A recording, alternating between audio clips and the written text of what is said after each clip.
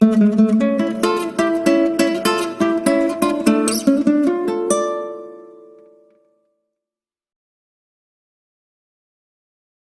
Students, আশা করি তোমরা সবাই খুব ভালো আছো। আজকের ক্লাসে আমরা যে প্র্যাকটিস সেটগুলো করছিলাম তার সেই প্র্যাকটিস সেট 11 সম্পর্কে আজকে আমরা আলোচনা করব। তো আজকে আমাদের প্রথম কোয়েশ্চেন যেটা, read the following statements and select the incorrect statement. তোমাদেরকে আমি বলেছি কোয়েশ্চেন পড়ার যখন দেখবে তোমরা আগে ভালো করে কোয়েশ্চেনটা পড়বে, তারপর তার অপশনগুলোতে যাবে এবং সেখান থেকে যেগুলো মনে হচ্ছে হবে না সেগুলো একটা করে ক্রস দিয়ে দিয়ে যেটা হবে সেটার দিকে যাবে।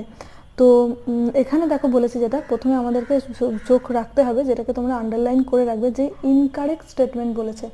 ওকে, ইনকারেক্ট এই যে অপশনগুলো আছে তার মধ্যে কোনটা ঠিক নয় সেটা বলতে হবে। তো 1 নাম্বার অপশনে কি আছে দেখো, hydroponics technique was demonstrated for the first time by Julius von Sack in 1860 for growing plants in complete। এটা হচ্ছে তোমাদের এনসিইআরটি বইয়ের একদম 194 পেজ, অর্থাৎ একদম ফার্স্ট পেজেই তোমরা এই লাইনটা পেয়ে যাবে। নেক্সট হচ্ছে, অর্থাৎ এটা ঠিক। 2 নাম্বার হচ্ছে, by hydroponics technique essential elements were identified and their deficiency symptoms were discovered। তো হাইড্রোপনিক্স টেকনিকের দ্বারা এসেনশিয়াল এলিমেন্ট যেগুলো আছে সেগুলো আইডেন্টিফাই করা যায়, এবং যদি সেগুলো আইডেন্টিফাই করা যায় তাহলে তার ডেফিসিয়েন্সি অর্থাৎ তার অভাবে যেগুলো হচ্ছে, সেই রোগগুলো হচ্ছে, সেগুলো নিশ্চয়ই আইডেন্টিফাই করা যাবে। তাহলে 2এরটাও ঠিক। 3 নাম্বার বলেছে, the basic need of all living organisms are essentially the same. বলেছে যে সমস্ত লিভিং অর্গানিজমের যে বেসিক নিড থাকে সেটা হচ্ছে সবার ক্ষেত্রেই মোটামুটি এক।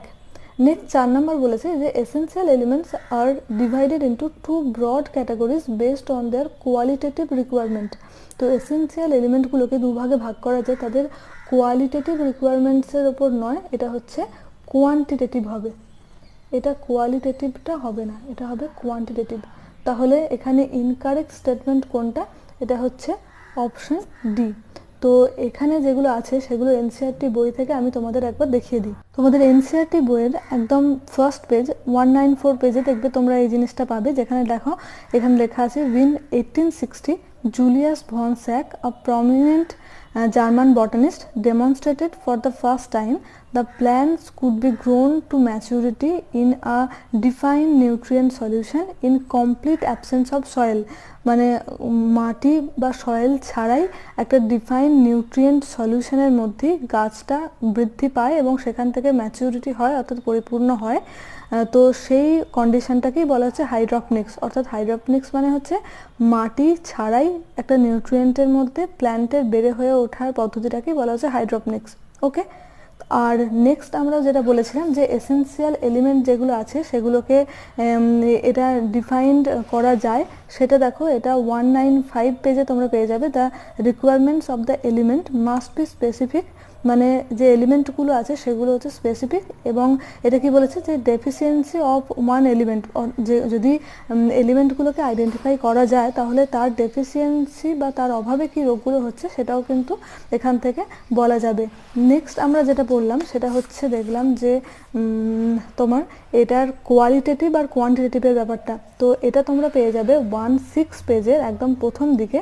এখানে তোমরা দেখতে পাচ্ছ যে these elements are further divided into 2 broad categories based on their, খুব ভালো করে দেখো, কোয়ান্টিটেটিভ, কোয়ালিটেটিভ দেওয়া ছিল ওখানে অপশনটা, কোয়ান্টিটেটিভ রিকোয়ারমেন্টসের উপর বেস করি এই যে এলিমেন্টগুলো আমরা দেখলাম সেই এলিমেন্টগুলোকে দুটো ভাগে ভাগ করা যায়। ওকে, আমাদের ফার্স্ট কোয়েশ্চেনের আনসার আমরা পেয়ে গেছি, এবং আমরা দেখলাম যে এটা একদম এনসিইআরটি বইয়ের লাইন তুলে কিন্তু কোয়েশ্চেনগুলো দেয়া। অর্থাৎ এনসিইআরটি বই যদি আমাদের ভালো করে পড়া থাকে তাহলে কিন্তু আমরা কোয়েশ্চেনগুলো খুব ইজিলি করে ফেলতে পারবো। নেক্সট 2 নাম্বার কোয়েশ্চেনে চলে আসি, which of the following mineral nutrient is not obtained. এই জিনিসগুলো আমি তোমাদেরকে বারবার বলছি, কোনটা নয় কথাটা লেখা থাকবে কোথায় সেটা কিন্তু আমাদের একটু ভালো করে দেখতে হবে। Is not obtained by the plants from the soil. তো এখানে যেগুলো আছে সেগুলোর মধ্যে কোনটা বাই প্ল্যান্টস মানে সয়েল থেকে নেয় না আর কি, সেটা কোন জিনিসটা? কার্বন, নাইট্রোজেন, ফসফরাস, সালফার, এগুলোর মধ্যে হয়ে যাবে হচ্ছে কার্বন অর্থাৎ কার্বন যেটা সেটা হচ্ছে তোমার বেনিফিশিয়াল এলিমেন্ট। কার্বন যেটা সেটা হচ্ছে তোমার CO2 আর H2O থেকে আর কি এটা আসে। বাকি নাইট্রোজেন, ফসফরাস, সালফার এগুলো সবই হচ্ছে তোমার মাটি থেকে নেয়। তো এই জিনিসটা এনসিইআরটিতে কোথায় আছে সেটা আমি একটু দেখিয়ে দিই। এনসিইআরটি 196 পেজে এটা তোমরা পেয়ে যাবে যে the micronutrients include carbon, hydrogen, oxygen, nitrogen, phosphorus, sulphur, potassium, calcium and magnesium এগুলো সব ম্যাক্রোনিউট্রিয়েন্টসের মধ্যে পড়ছে। এবং বলেছে অফ দিজ এইগুলোর মধ্যে carbon and hydrogen and oxygen এই তিনটে আর mainly obtained from CO2 and H2O। তাহলে কার্বনটা কোথা থেকে পাচ্ছে? CO2 আর H2O থেকে পাচ্ছে। আর কি বলেছে? while the others are absorbed from the soil as mineral nutrition। তাহলে কার্বন, হাইড্রোজেন আর অক্সিজেন বাদ দিয়ে আছে nitrogen, phosphorus, sulphur, potassium, calcium, magnesium এই সবগুলো হচ্ছে মাটি থেকে নিচ্ছে, কিন্তু শুধুমাত্র কার্বন, হাইড্রোজেন আর অক্সিজেনটা CO2 আর H2O থেকে পাওয়া যাচ্ছে। এটা তোমাদের এনসিইআরটি বই 196 পেজে তোমরা পেয়ে যাবে। তাহলে 2 দাগের কোয়েশ্চেনের আনসার হয়ে গেল 2 দাগের এ। ওকে, তো 3 নাম্বার হচ্ছে which of the following is not an essential micronutrient. Essential দেখতে পাচ্ছ এখানেও আছে, নট এসেন্সিয়াল মাইক্রোনিউট্রিয়েন্ট। এসেন্সিয়াল মাইক্রোনিউট্রিয়েন্টের মধ্যে 17টা এখানে আছে, 17টা আছে, যার মধ্যে আছে হচ্ছে তোমার iron, manganese, copper, molybdenum, zinc, boron, chlorine, nickel এই সমস্ত করে 17টা আছে। তো আর কোনটা নয় এগুলোর মধ্যে? এখানে নয় যেটা হবে সেটা হয়ে যাবে তোমার এই সোডিয়ামটা, কারণ সোডিয়াম, সিলিকন, কোবাল্ট, সেলেনিয়াম এগুলো হচ্ছে সব বেনিফিশিয়াল এলিমেন্ট। সোডিয়াম আর বাকিগুলো আমি একটু লিখে দিই। সোডিয়াম, সিলিকন, এখানে লিখছি সিলিকন, কোবাল্ট আর হচ্ছে সেলেনিয়াম, আর এখানে ছিল সোডিয়াম। এইগুলো হচ্ছে এই 4টে হচ্ছে বেনিফিশিয়াল এলিমেন্টস। বেনিফিশিয়াল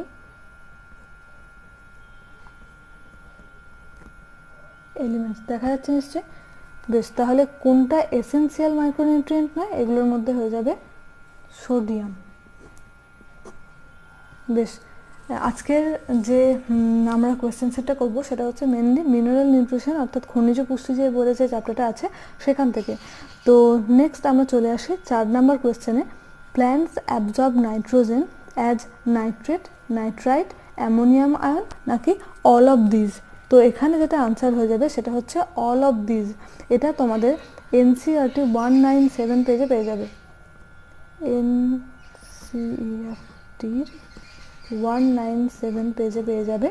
এবং এটা যেটা হবে সেটা হচ্ছে তোমার অল অফ দিস, অর্থাৎ প্ল্যান্টসরা নাইট্রোজেনটাকে নাইট্রেট হিসেবে, নাইট্রাইট হিসেবে এবং অ্যামোনিয়া আয়ন হিসেবে সব কটা ভাবে আর কি অ্যাবজর্ব করে।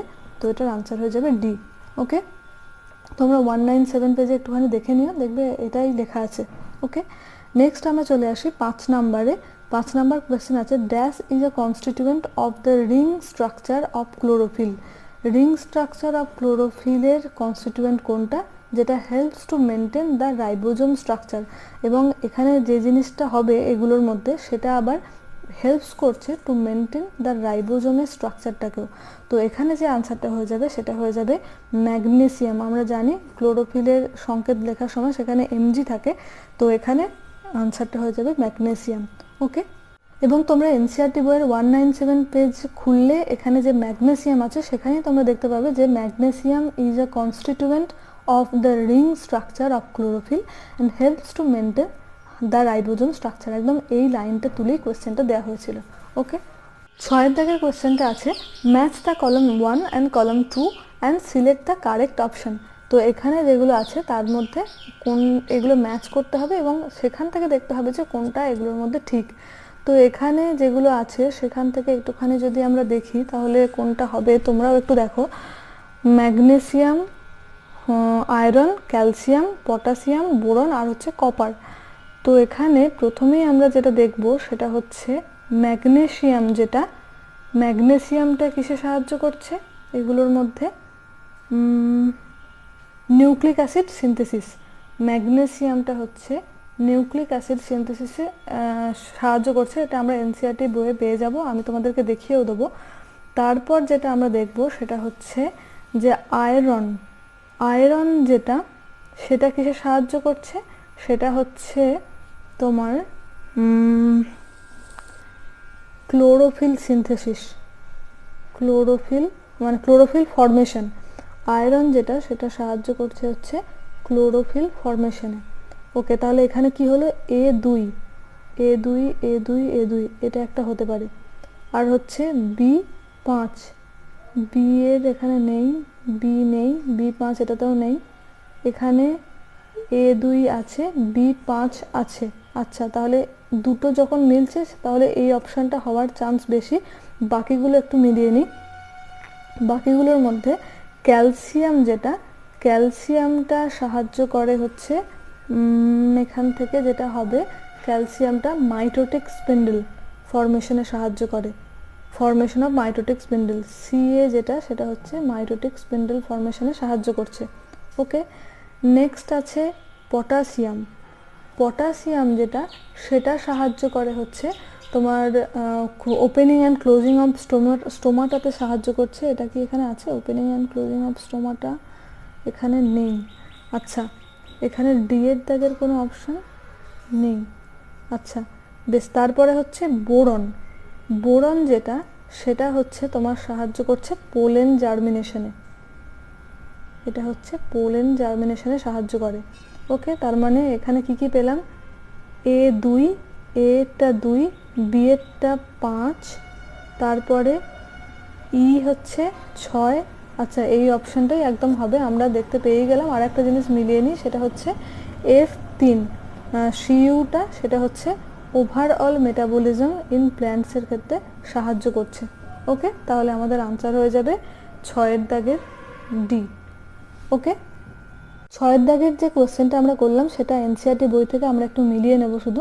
দেখো, ম্যাগনেসিয়ামটা এটা বলেছে involved in the synthesis of DNA and RNA. ডিএনএটা নিউক্লিক অ্যাসিড নিয়ে গঠিত, তাহলে ম্যাগনেসিয়ামটা নিউক্লিক অ্যাসিড সিনথেসিসে সাহায্য করছে, সেটা হবে 1 নাম্বার। 2 নাম্বার আয়রনটা আমরা দেখেছিলাম যে এই দেখো ফর্মেশন অফ ক্লোরোফিল, তাহলে এটা একটা জিনিস হলো 2 নাম্বার। 3 নাম্বার আমরা যেটা পড়েছিলাম দেখেছিলাম সেটা হচ্ছে ক্যালসিয়ামটা কোথায় আছে, এখানে। আচ্ছা, ক্যালসিয়ামটা এটা হচ্ছে ফর্মেশন অফ মাইটোটিক স্পিন্ডল, ওখানে দেখেছিলাম যেটা, ওখানে অপশানটা যেখানে ছিল ক্যালসিয়াম হলো। নেক্সট হচ্ছে পটাশিয়াম দেখতে পাচ্ছ, এটা প্রোটিন সিনথেসিসে সাহায্য করছে। আচ্ছা, ওখানে যেটা অপশানে ছিল প্রোটিন সিনথেসিস, একটা অপশান বেঁচে গেছিলো, তো পটাশিয়ামটা প্রোটিন সিনথেসিসে সাহায্য করছে এবং opening and closing of stomata এবং অ্যাক্টিভেশন অফ এনার্জি তেও সাহায্য করছে এবং মেনটেনেন্স অফ টার্জিডিটি অফ সেলসে সাহায্য করছে, পটাশিয়াম হলো। নেক্সট হচ্ছে বোরন আর হচ্ছে কপার। তো বোরন অ্যান্ড কপারটা হচ্ছে, দেখি এখানে কি আছে। বোরন আর কপার যেটা দেখতে পাচ্ছ, বোরন যেটা সেটা হচ্ছে তোমার required for uptake and utilization of Ca+2 ion এবং মেমব্রেন ফাংশনিংয়ের জন্য কাজে লাগছে এবং পোলেন জার্মিনেশনে সাহায্য করছে। আমরা দেখেছিলাম যেটা পোলেন জার্মিনেশনে, ওখানে সেটাই লিখলাম, ম্যাচ করলাম। নেক্সট হচ্ছে copper, it is essential for overall metabolism in plants. তাহলে দেখতে পাচ্ছ যে ম্যাচিংটা ছিল সেটাও কিন্তু একদম এই এনসিইআরটির লাইন তুলেই দেওয়া, তো আমাদের সেজন্য প্রত্যেকটা লাইন এনসিইআরটি থেকে খুব ভালো করে পড়তে হবে। নেক্সট 7 দাগের কোশ্চেনে আছে, দেখো কি বলেছে, component of nitrogenase and nitrate reductase is. তো নাইট্রোজিনেজ আর নাইট্রেট রিডাক্টেজের কম্পোনেন্ট যেটা সেটা হচ্ছে মলিবডেনাম। এটা তোমরা পেয়ে যাবে এনসিইআরটি 198 পেজে, এনসিইআরটির 198 পেজে। ওকে, নেক্সট হচ্ছে chlorosis is the loss of chlorophyll leading to the yellowish of leaves. This symptoms is caused by the deficiency the elements. এখানে যেগুলো হবে ক্লোরোসিস যেটা, সেটা কার মানে কোন কোন এলিমেন্টগুলোর অভাবে হচ্ছে, সেটা হচ্ছে দেখে নিই একবার আমরা এনসিইআরটি বই থেকে। তোমাদের এনসিইআরটি বই 199 পেজে তোমরা এটা পেয়ে যাবে, chlorosis is the loss of chlorophyll leading to the yellowish in leaves, মানে পাতাগুলো হলুদ হয়ে যায় ক্লোরোসিস রোগে, ক্লোরোফিলের ঘাটতির জন্য হয়, সেখান থেকেই হচ্ছে ক্লোরোসিস নামটা। তো this symptoms is caused by the deficiency of elements. এখানে দেখো nitrogen, potassium, magnesium, sulphur, iron, manganese, জেডেন, জিঙ্ক অ্যান্ড মলিবডেনাম, এই জিনিসগুলোর অভাবে হচ্ছে ক্লোরোসিস। আর নেক্সট হচ্ছে এখানে আরেকটা জিনিস আছে যেটা হচ্ছে নেক্রোসিস। নেক্রোসিস হচ্ছে যে ডেথ অফ টিস্যু, তাকে বলা হচ্ছে নেক্রোসিস, এবং এটা হচ্ছে particularly leaf tissue, is due to the deficiency of calcium, magnesium, copper, তারপর হচ্ছে পটাশিয়াম। ওকে, তাহলে ক্লোরোসিস কাকে বলে, নেক্রোসিস কাকে বলে, সেগুলো আমরা দেখলাম। এবার আমরা তাহলে কোশ্চেনটাতে চলে যাই। তো এখানে ক্লোরোসিস রোগটা হয় কিসের কিসের অভাবে বললাম, এখানে হচ্ছে nitrogen, potassium, magnesium, sulphur, iron, manganese, zinc আর হচ্ছে মলিবডেনাম। তাহলে এখানে কি বলেছে, chlorosis is the loss of chlorophyll leading to the yellowing of leaves. This symptom is caused by the deficiency elements of nitrogen, potassium, magnesium, sulphur হবে এটা। তারপরেতে এখানে আর কি বলেছে যে ম্যাগনেসিয়াম, ম্যাঙ্গানিজ, মলিবডেনাম, আয়রন হয়েছে। আর এখানে কি বলেছে জেডেন, তারপরেতে মলিবডেনাম, আয়রন আছে এবং নাইট্রোজেনও আছে, অর্থাৎ এখানে হয়ে যাবে যেটা সেটা হচ্ছে অল অফ দিস, অর্থাৎ সবগুলোর জন্যই হচ্ছে এই ক্লোরোসিস রোগটা। ওকে, নেক্সট হচ্ছে necrosis or death of tissue, যেটা বললাম ক্লোরোসিস আর নেক্রোসিস দুটো একসাথে বললাম। ডেথ অফ টিস্যু যেটা পার্টিকুলারলি লিপ টিস্যু আরতে হয়, is due to the deficiency of necrosis কার কার অভাবে আমি হয় বললাম, এটা হয় হচ্ছে সিএ, এমজি, সিইউকে, আচ্ছা এই জিনিসগুলোর অভাবেই হয়। তো এটা হয়ে যাবে আনসার। বেশ, তারপরে চলে আসি 10 নম্বর কোয়েশ্চেনে। Read the following equation. NO2 minus এর সঙ্গে যুক্ত হচ্ছে O2, তৈরি হচ্ছে NO3 minus. This step is carried out by Nitrosomonas, Nitrobacter, Nitrococcus, নাকি বোথ A and C, অর্থাৎ নাইট্রোসোমোনাস আর নাইট্রোকক্কাস একসঙ্গে। তো এটা মেনলি হয়ে যায় নাইট্রোব্যাক্টারের জন্য। নাইট্রোজেন সাইকেল পড়ার সময় আমরা এটা দেখব যে ammonia is first oxidised to nitrite by the bacteria Nitrosomonas.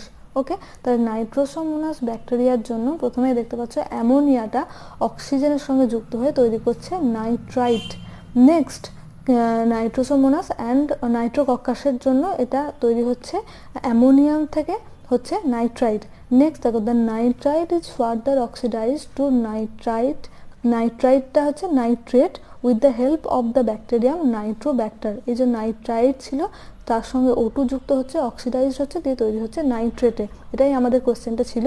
তাহলে সেখানে যে ব্যাকটেরিয়াটা হেল্প করছে সেটার নাম হচ্ছে নাইট্রোব্যাক্টার, সেটা আমরা পেয়ে গেলাম এবং এটা তোমাদের NCERT বই 201 নম্বর পেজে আছে। This steps is called as nitrification, অর্থাৎ নাইট্রাইট থেকে নাইট্রেট তৈরির প্রক্রিয়াকে বলা হচ্ছে নাইট্রিফিকেশন, এবং এখানে যে নাইট্রিফাইং ব্যাকটেরিয়াটা হেল্প করছে তাদেরকে বলা হচ্ছে কেমো অটোট্রপস। ওকে, তাহলে আজকের ক্লাসে আমরা 10টা কোয়েশ্চেন করলাম।